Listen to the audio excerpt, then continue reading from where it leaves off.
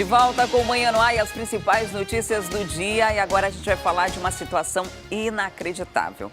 Pacientes e acompanhantes e funcionários da maternidade Azilda Marreiro, na zona norte de Manaus, foram vítimas de um arrastão na manhã de ontem. Quem vai contar os detalhes para a gente sobre esse caso é o Fred Rocha. Olá, Fred. Parece que por lá, segundo testemunhas, essa unidade já tinha passado por um assalto horas antes. Foi isso mesmo? Como você bem disse, Adriane, é bem difícil de acreditar, mas segundo contam as testemunhas, foi isso mesmo. Ainda pela madrugada houve um assalto ali, mas ainda não se tem muita informação sobre esta ação criminosa. Horas depois, 2 bandidos chegaram e também fizeram um arrastão ali naquela área. Como você já adiantou, pacientes, funcionários e acompanhantes que estavam na maternidade foram alvos dos criminosos, que segundo também as pessoas que foram vítimas até usaram uma mulher grávida para ajudá-los nesta ação criminosa, ou seja, eles obrigaram a vítima a recolher também parte dos pertences das pessoas. Eles levaram os celulares, tudo o que puderam, foram embora sem ser encontrados depois pela Polícia Militar, que foi acionada. A Secretaria de Estado de Saúde disse que mostrou todas essas imagens das câmeras de segurança para a PM e depois passou para a Polícia Civil para que o caso seja investigado. E disse também que já há o trâmite de uma licitação para a contratação de uma empresa de segurança, mas que este trâmite segue o processo legal e que ainda não há uma data para a contratação dessa empresa. Por enquanto, a Suzane disse que pediu reforço da Polícia Militar ali naquela área até que esta empresa seja contratada. Enquanto isso, os pacientes e todas aquelas pessoas que precisam utilizar a maternidade Azilda da Silva Marreiro, na zona norte da cidade, estão vulneráveis, ou seja, a ação dos criminosos, que já não respeitam mais nada. A verdade é essa. Adriane. Não respeitam nem as grávidas, né? E é uma situação que me impressiona, porque ninguém vai para o hospital porque está bem, né? Geralmente vai porque ou está se sentindo mal, precisa de um atendimento, ou no caso de uma maternidade, aí está fazendo acompanhamento de pré-natal. Imagina uma grávida que já está toda nervosa com a apreensão da chegada do neném, ou que acabou de passar por um procedimento cirúrgico, algo do tipo, ter que lidar com uma situação como essa, né? De chegar bandido, armado, dentro de uma maternidade, é um susto muito grande, com certeza, para todas as pessoas que estavam lá, assim como também para os funcionários, né? Você não imagina que você vai ser assaltado dentro do local em que você trabalha, a não ser que você seja rodoviário, e isso acontece com muita frequência. Agora, dentro de um hospital, é uma situação que não é tão comum, né? A gente vê em relatos em unidades básicas de saúde, mas dentro de uma maternidade, eu não lembro de a gente ter noticiado antes, né? Uma situação que realmente me chamou a atenção. Muito obrigada, Fred, pelas informações. E no dia 11 de julho foi comemorado o Dia Mundial da População. No Amazonas, atualmente, moram um pouco mais de 4 milhões de pessoas. Desses, a maioria é masculina, mas esse número deve mudar. 5 milhões de pessoas. Esse será o tamanho da população do Amazonas em 2030. Segundo o IBGE, o número vem aumentando, mas a velocidade do crescimento está diminuindo nas últimas décadas. Há 18 anos, chegavam a nascer até 85 mil novos amazonenses em um ano. A projeção é que esse número caia para 65 mil em 2030. Alguns eventos tecnológicos e algumas descobertas da medicina, elas possibilitam sim que as pessoas tenham mais vida, a sua expectativa de vida melhore. Por outro lado, aqueles que colaboram para a queda no número de pessoas vivas são catástrofes. E catástrofes aqui no Brasil nós temos muito pouco, num volume muito grande, felizmente. Então, fatores como as descobertas da medicina, uma boa alimentação, potencializam e melhoram a qualidade de vida das pessoas. Com o aumento da expectativa de vida, o número de idosos cresceu. A população com 60 anos ou mais deve passar de 10% do total da população em 2030. Em 2000, eram apenas 4%. Os números estatísticos, eles mostram que o número de pessoas que morrem hoje é muito inferior proporcionalmente ao número de pessoas que morriam há 30 anos atrás. Isso possibilita, então, que as pessoas nasçam mais pessoas e que elas sobrevivam mais. No entanto, é importante destacar que, de ano para ano, de censo para censo, nós estamos verificando que o número de crianças que nascem por família ou por mulher tem diminuído gradativamente. Se não, fortemente. E isso faz com que a população tenha um pequeno freio. A nossa taxa de crescimento, tanto do estado quanto da capital, tende a diminuir nos próximos anos, muito em função do menor número de filhos. E um dado curioso é sobre a quantidade de homens no Amazonas. Em 2000, eles representavam 50,7% da população. Já em 2015, houve uma diminuição para 50,5%. E até 2030, isso pode chegar a 50,2%, o que representa uma diferença mínima de 0,2% se comparado às mulheres. Mas como moramos no maior estado do Brasil, com mais de 1,5 milhão de quilômetros quadrados, o Amazonas ainda é pouco povoado. Todos os estados brasileiros têm uma população ascendente. O país cresce em população. No entanto, é importante destacar que o Amazonas, para o seu espaço geográfico, ele possui uma população pequena. Em 2030, nós teremos perto de 5 milhões de habitantes. E isso, para um país, um estado-continente como o nosso, é muito pouco. Então, nós temos uma população muito concentrada nas cidades e vazios imensos na nossa zona rural. E a gente vai continuar falando sobre esse assunto. Segundo pesquisas do IBGE, em 2030, a população amazonense vai ser de 5 milhões de pessoas. 1 milhão a mais do que existe hoje no estado. E esse crescimento pode ser positivo se os investimentos forem feitos à mesma medida. Como isso nem sempre acontece, a preocupação com esse crescimento são de que as consequências que ele pode trazer para o meio ambiente, por exemplo, e para questões sociais e políticas. Para falar mais sobre esse assunto, a gente recebe aqui no Manhã Anual Marcos Castro, geógrafo. Seja muito bem-vindo ao Manhã Anual, um excelente dia para você. Bom dia a você e a todos que nos assistem. O primeiro dado que me chamou a atenção foi o número de homens superior ao número de mulheres. Eu sempre tive a sensação que era o contrário. Exatamente. Historicamente, no caso do estado do Amazonas e dos estados da região norte, o crescimento do número da população masculina é um pouco superior à população feminina. E esse crescimento, ele se deve à taxa de natalidade? Tem nascido mais homens? Ou são os homens que vêm num processo de migratório, em busca de emprego, algo do tipo? Há um processo histórico nisso tudo, no que diz respeito à migração, principalmente a partir do final do século XIX, onde os homens vinham em maior quantidade trabalhar nos seringais. Isso refletiu um pouco no que temos hoje. Mas o crescimento, ele ocorre de duas formas, tanto no crescimento vegetativo, a taxa de nascimentos, né, quanto também do número da migração.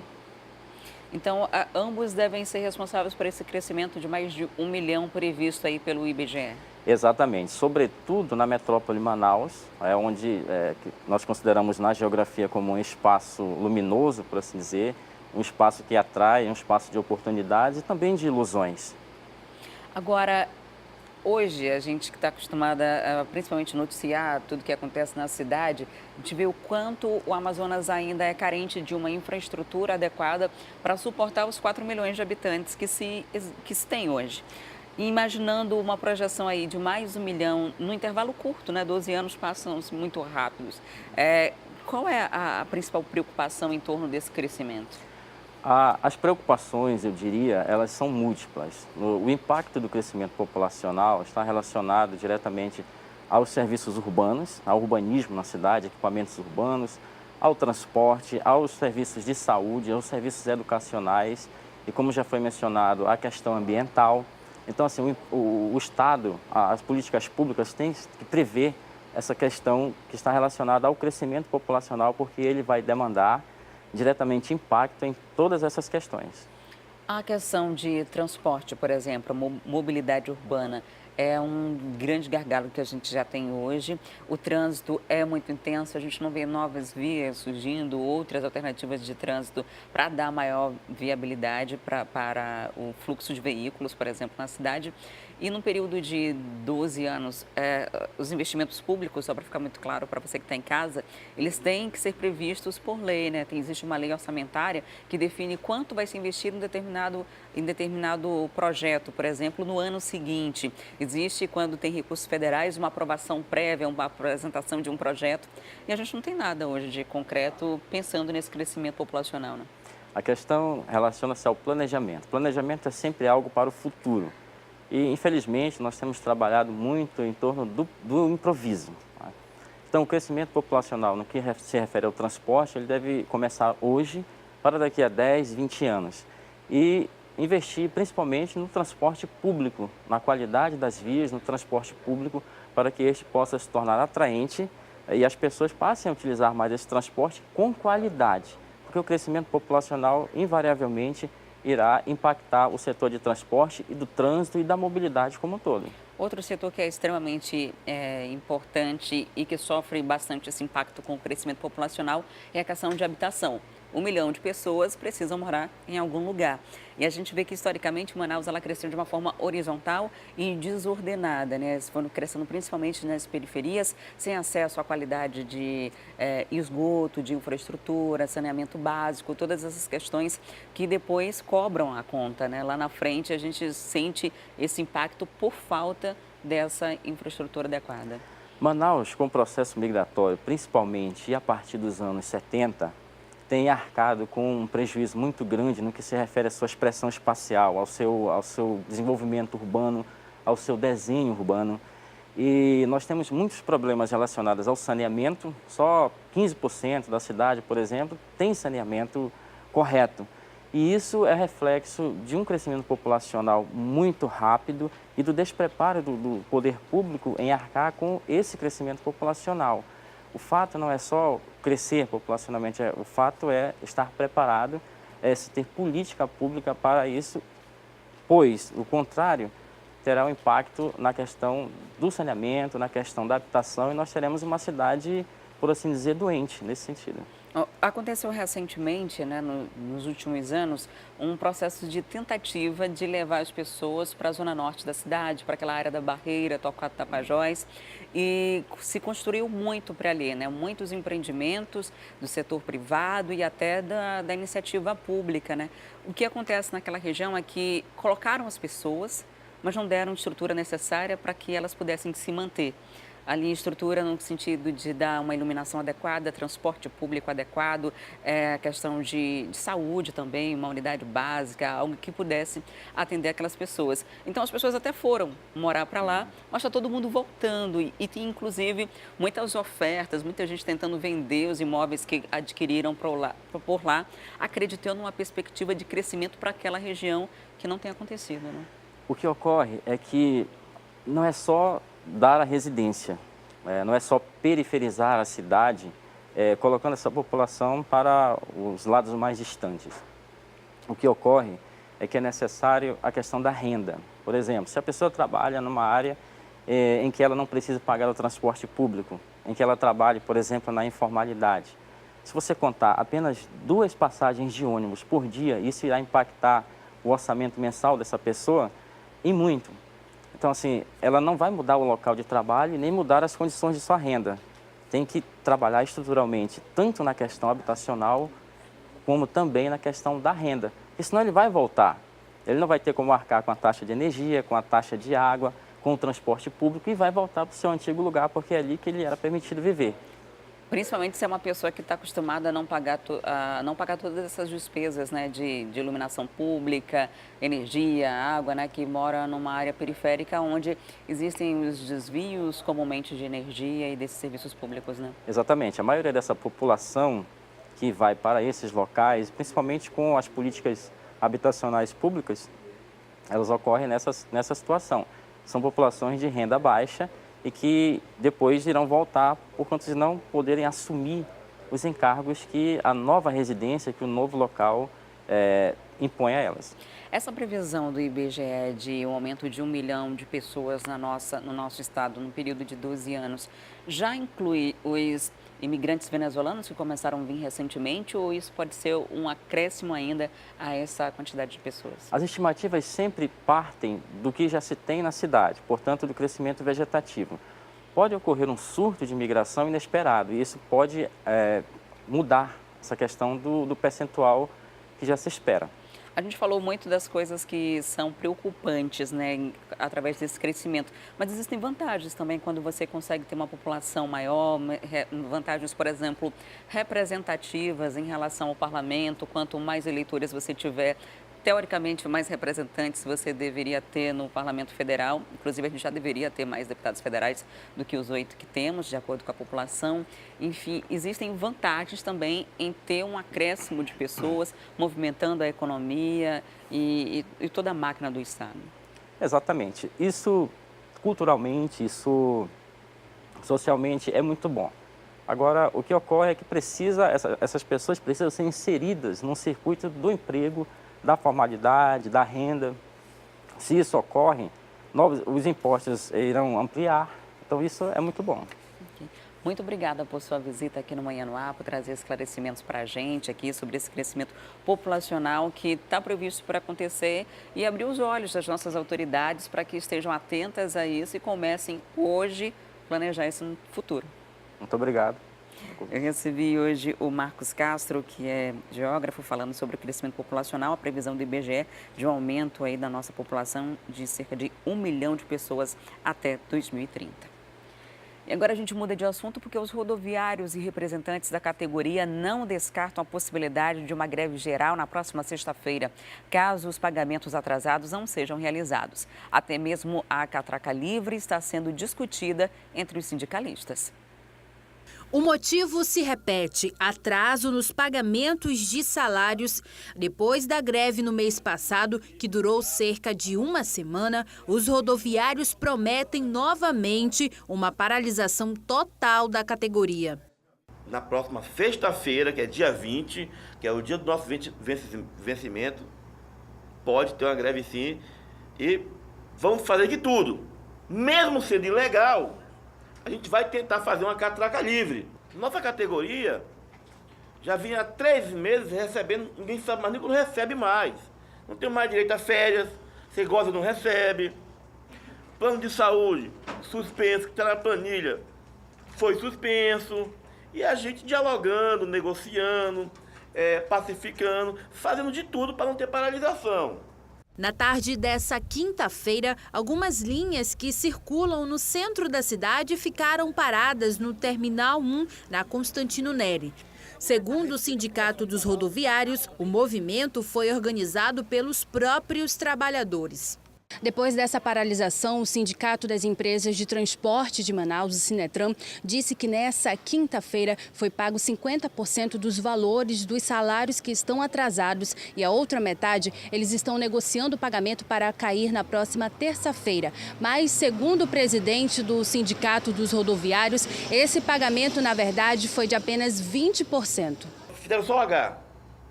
Fizeram só H, pagaram 20%, não foi 50%. Ontem, né? E a expectativa é que daqui para sábado caia o resto do pagamento e normalize o plano de saúde. Agora, o que nós queremos deixar claro aqui, avisar para a sociedade, avisar para o seu prefeito de Manaus, que atrasou, parou.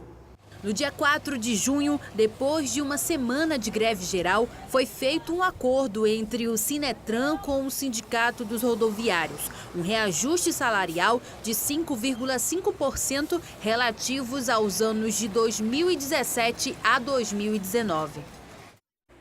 E olha, essas ameaças aí começaram a se tornar realidade. Hoje pela manhã já houve uma paralisação de advertência na empresa Global Green, que funciona ali no São José, na zona leste da cidade. Esses ônibus atendem principalmente a zona leste e parte da zona norte de Manaus.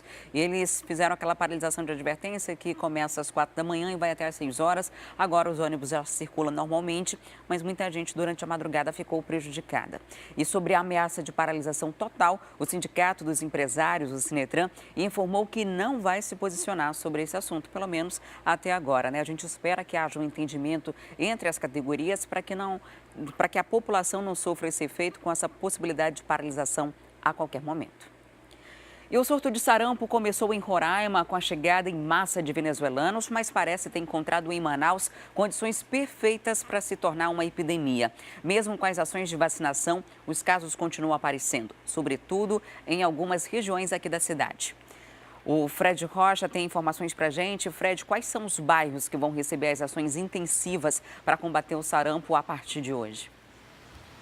Adriane, Cidade Nova, Jorge Teixeira e Novo Aleixo. Além desses bairros também a comunidade de Pau Rosa na BR-174. A Prefeitura de Manaus identificou nesses locais um número grande de notificações ou confirmações desta doença. E por isso vai intensificar, vai fazer o que classificou como varredura vacinal nesses locais, que deve acontecer das 3 horas da tarde até as 8 horas da noite. Inclusive, a Prefeitura já adiantou que esta ação deve permanecer aos finais de semana. Será uma equipe composta por todos os agentes que vai fazer esse trabalho, ao todo 900 profissionais divididos para que eles possam dar conta desses locais onde a Prefeitura já identificou esta necessidade, já que a cidade de Manaus passa por um surto de sarampo que tem preocupado bastante aqui na cidade. O Ministério da Saúde já confirmou até o dia 20 de junho 263 casos de sarampo aqui em Manaus. Como você bem adiantou, a doença entrou aqui no Brasil pelo estado vizinho, Roraima, lá no município de Pacaraima, que faz a divisa com a Venezuela, lá de Santa Helena do Harém. E a Oswaldo Cruz, que é o Instituto do Rio de Janeiro, a Fundação Fiocruz, melhor dizendo, confirmou que o mesmo vírus que está circulando aqui dentro do Brasil é o vírus também identificado nos venezuelanos lá no país de origem deles, lá nas terras venezuelanas. Então está confirmada essa informação de que foram os venezuelanos que trouxeram o vírus do sarampo aqui para o Brasil, entrando por Roraima, e aqui em Manaus também se intensificou ainda mais. Como você também adiantou, apesar do vírus ter entrado pelo estado vizinho Roraima, o número já é maior aqui no Amazonas, mais precisamente na capital Manaus, do que precisamente lá em Roraima. Lá são 200 confirmados, aqui, como eu disse agora há pouco, o Ministério da Saúde confirmou 263. Portanto, é bom todo mundo ficar atento para que esse vírus seja exterminado o quanto antes, porque inclusive já temos aí até morte confirmada por conta do sarampo aqui em Manaus. Adriane. Isso mesmo, Fred. Então há esse reforço, né? Essa campanha vai funcionar tanto nessas pessoas que vão de casa em casa, nas unidades básicas de saúde, assim como também nas escolas, que vão começar a receber a visita com orientação dos próprios professores, corpo pedagógico, para que a carteirinha de vacinação esteja atualizada. Agora tem um detalhe, muita gente tem relatado problema para conseguir se vacinar. Essa campanha é estendida até 49 anos. Muita gente, depois dos 29 principalmente, está chegando na unidade básica de saúde e não está conseguindo essa vacinação como deveria acontecer. Há relatos também de distribuição de senhas e de um número limite de atendimento. Então não adianta a gente estimular a pessoa a procurar esse atendimento para se imunizar e de repente ela chegar numa unidade de saúde e não conseguir o atendimento necessário. A gente está buscando resposta aqui das autoridades de saúde referente a essas reclamações que têm chegado à nossa equipe de produção para que isso possa ser regularizado e que todo mundo possa se vacinar e que esse surto possa acabar, né? Uma doença que estava erradicada desde a década de 90, que voltou com muita força. E se a gente não se vacinar o quanto antes, é muito provável que aumente ainda mais. Muito obrigada, Fred, pelas informações. E o Ministério Público investiga um esquema que poderia ter levado bilhões de reais do Amazonas. Um contrato assinado em 2017, na época do governo Davi Almeida, daria direito a uma empresa de consultoria a receber 5 bilhões, isso mesmo, 5 bilhões de reais do governo do estado. E olha, essa empresa de consultoria continua cobrando essa dívida na Justiça. 5 bilhões de reais, dinheiro que seria suficiente para construir mais de 5 pontes sobre o Rio Negro e quase 8 arenas da Amazônia. Isso só para citar os projetos bilionários dos últimos anos. Essa quantia de dinheiro, que é difícil até de imaginar, está sendo cobrada por uma consultoria que teria sido feita ao governo do estado em meados de 2017, na gestão de Davi Almeida. A empresa Exo Soluções Interativas, sediada em Minas Gerais, propôs ao então governo Davi Almeida resgatar do Fundo Federal de Habitação um dinheiro que pertencia ao Amazonas, mas ninguém sabia que existia. O governo, então, fechou o contrato em tempo recorde, sem licitação ou qualquer outro trâmite. O contrato entre a SUAB e a Exo mostra que o valor de pagamento seria de 20%. O que não diz é que seriam 20% de 27 bilhões de reais, o que daria 5 bilhões de pagamento pela consultoria. O contrato foi publicado no Diário Oficial no dia 4 de outubro de 2017, exatamente o dia da posse do novo governo. Aliados de Davi Almeida tentaram na Justiça adiar a posse, para que o então governador ficasse mais tempo no cargo. O secretário de Habitação à época era Nilson Cardoso, que defende a legalidade do contrato. Foi feito o contrato entre a SUAB e a ESO, de acordo com as normas vigentes, de acordo com a legislação vigente, tudo às claras, tudo publicado em Diário Oficial, e foi feito o serviço dessa empresa para o governo do Estado. Esse valor de honorário para essa empresa de 20% pelo serviço prestado, 20% em cima do montante recebido. Por que o valor máximo dado a essa empresa, no caso desse pagamento, caso o dinheiro chegasse ao governo do Estado?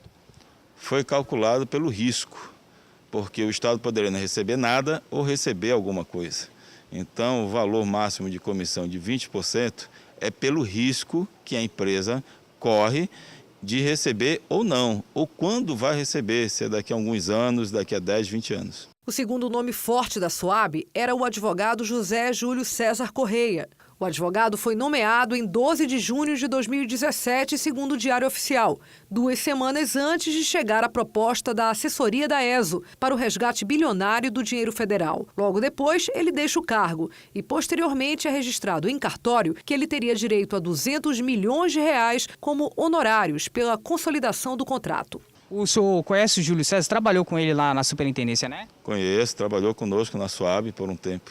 O senhor tem conhecimento que a empresa lá em Minas Gerais deu autonomia para ele movimentar uma quantia de dinheiro? O senhor tem conhecimento disso, não? Ele saiu em julho, no mês de julho de 2017. E a partir daí, não tomei mais conhecimento da atividade profissional do Júlio César. Foi formada uma comissão para apurar o contrato bilionário e a Justiça já suspendeu o pagamento. A ESO também está na Justiça, quer receber o dinheiro porque afirma que prestou assessoria. 2 semanas depois do contrato, a empresa já teria encontrado a maneira do Amazonas receber os 27 bilhões de reais do governo federal. Mas o Ministério da Fazenda, nesse documento, desmente esse tipo de negociação. Diz que pode existir dinheiro a receber pelo governo do Amazonas, mas o valor exato não está nem calculado. E afirma ainda que o dinheiro nunca chegou aos cofres públicos do Amazonas. O Ministério Público do Estado está investigando a negociação e dará um parecer ainda esta semana. O representante da ESO Soluções Interativas, Paulo Sicarini, disse em nota que prestou os serviços para os quais a empresa fora contratada, dentro da legalidade do que preconiza a lei de licitações. O advogado José Júlio confirma que foi diretor habitacional da SUAB e que prestou serviços para a ESO Soluções, mas em períodos diferentes. Ele também confirma que recebeu honorários da empresa, mas não revelou a quantia e negou que tenha sido em função do contrato com a SUAB. Ao jornal A Crítica, o presidente da Assembleia Legislativa, que na época desse contrato era o governador do estado, Davi Almeida, informou que o contrato investigado é de responsabilidade dos ex-gestores da SUAB e que nunca negociou com a empresa citada. E chegou o momento da gente ir ao vivo para a nossa interação com a Rádio FM O Dia. Vem comigo conversar com o Cleiton Pascarelli, que está na 93.1. Hoje de fardinha. Muito bom dia, Cleiton. Hoje de uniforme, exatamente.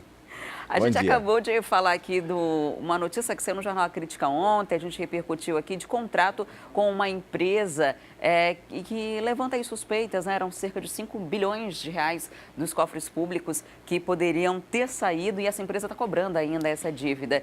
E paralelo a isso, existem várias outras empresas que têm complicações aí relacionadas à corrupção e que estão tentando se encaixar para ser prestadoras de serviço, entre outras coisas, no governo. Para tentar impedir que isso aconteça, que aconteçam fraudes, a Controladoria, né, a CGL, está tentando evitar, fazendo uma espécie de pente fino para evitar que essas empresas tentem burlar essas licitações, né? Isso. De acordo com informações do Corregedor-Geral da CGL, que é a Comissão Geral de Licitação do Estado do Amazonas, né, do governo do Amazonas, o Edson Lima, várias empresas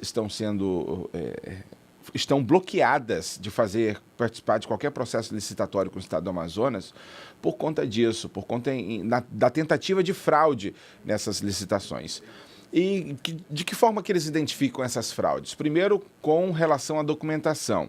O que acontece? Num processo licitatório, essas empresas precisam apresentar a sua documentação para meio que fazer ali um cadastro, né, na licitação. A CGL, então, levanta essa documentação, leva ali algo em torno de 30 a 60 dias para apurar, saber se aquela empresa é idônea, se ela tem se ela existe realmente, enfim. Quando o certame é sério, todo esse processo precisa acontecer. Se logo na análise de documentos alguma fraude é constatada aí, então ela é suspensa, né, de participar de qualquer licitação. É claro que ela pode, sim, apresentar uma defesa, mas ela fica suspensa de fazer licitação com qualquer ramo do Estado do Amazonas, né, com qualquer secretaria, com qualquer órgão ligado ao governo. Isso pelo prazo de até 2 anos.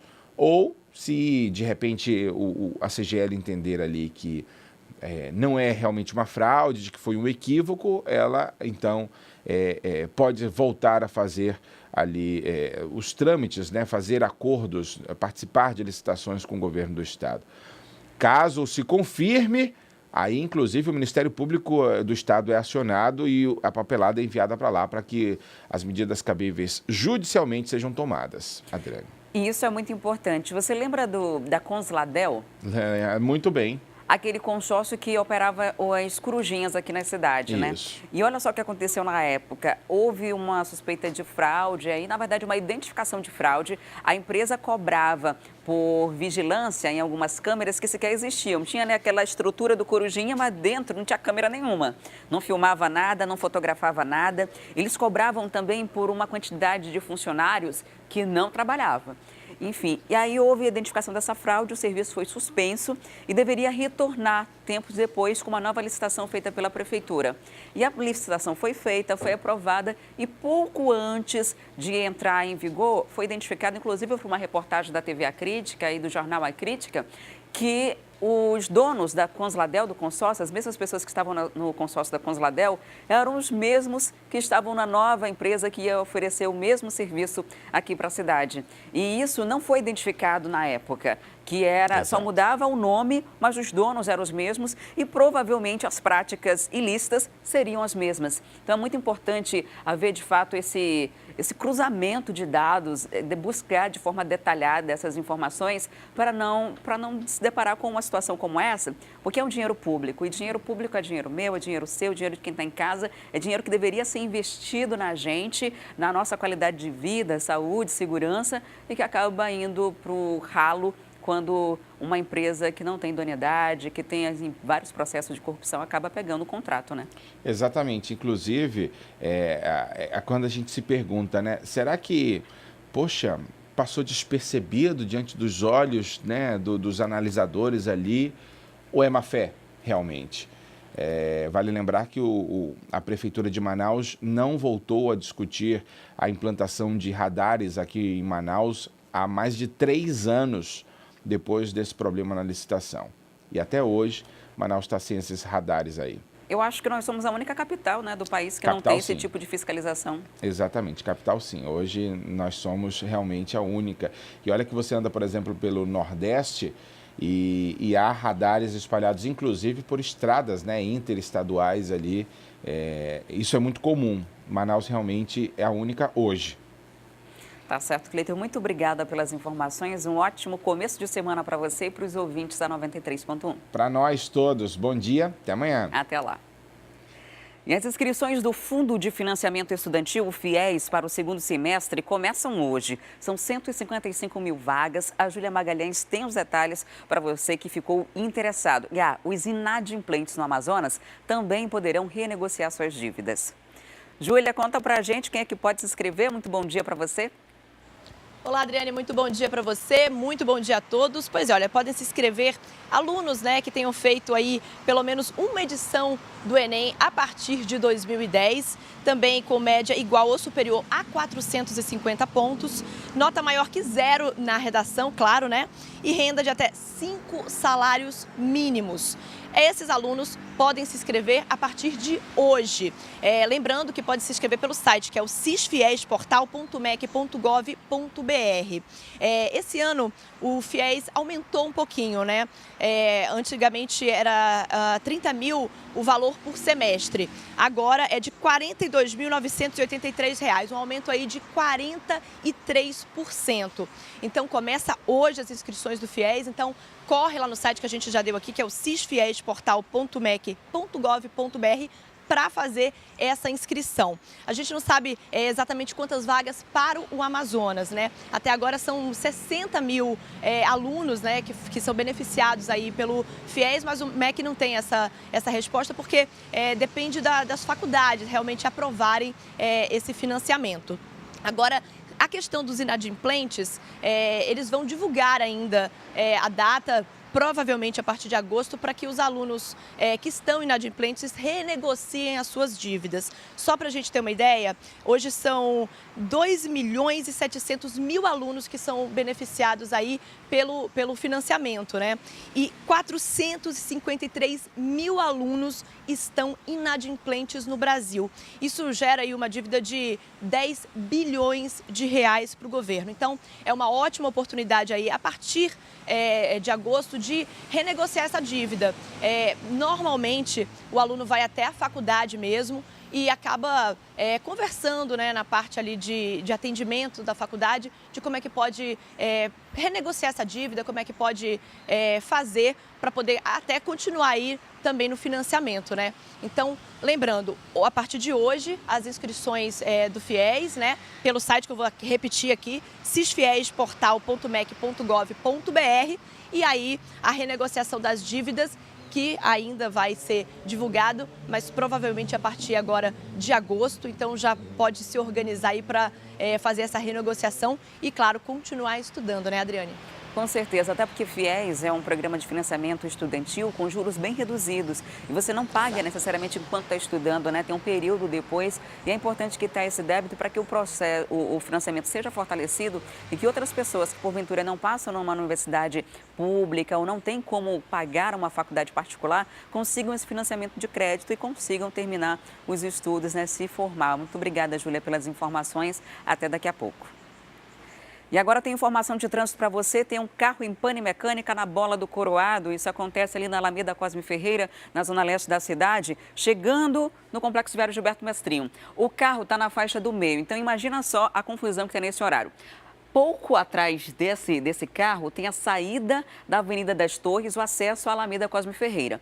Ali já funila o trânsito e já causa um engarrafamento natural para esse horário. Aí, quando o carro está no meio, complica, porque do lado esquerdo da pista, os carros estão seguindo no sentido do Complexo Viário Gilberto Mestrinho e podem voltar para a própria Alameda Cosme Ferreira. E quando há uma dificuldade no trânsito que envolve uma das vias do Complexo Viário, consequentemente, atinge a Efigênio Salles, atinge a Avenida André Araújo e atinge também a Rodrigo Otávio no sentido da UFAM, sentido Japim. O fluxo de veículos em toda essa região fica afetado por conta de um veículo em pane. O veículo ainda está por lá, o Manaus Trans pede que estejam atentos ao local e que os condutores prestem bastante atenção para que essa situação seja resolvida, né? Eles ainda não conseguiram tirar o veículo da pista do meio, então assim que isso acontecer deve ajudar, mas ainda não vai normalizar o trânsito nessa área da zona leste da cidade. Agora a gente vai para o intervalo e na volta tem o quadro A Vaga é Sua. Vamos mostrar que o mercado é bom para quem tem curso de cuidador de idoso. E a gente traz ainda a oportunidade de formação do coletivo jovem. Um instante só, não saia daí que eu volto já.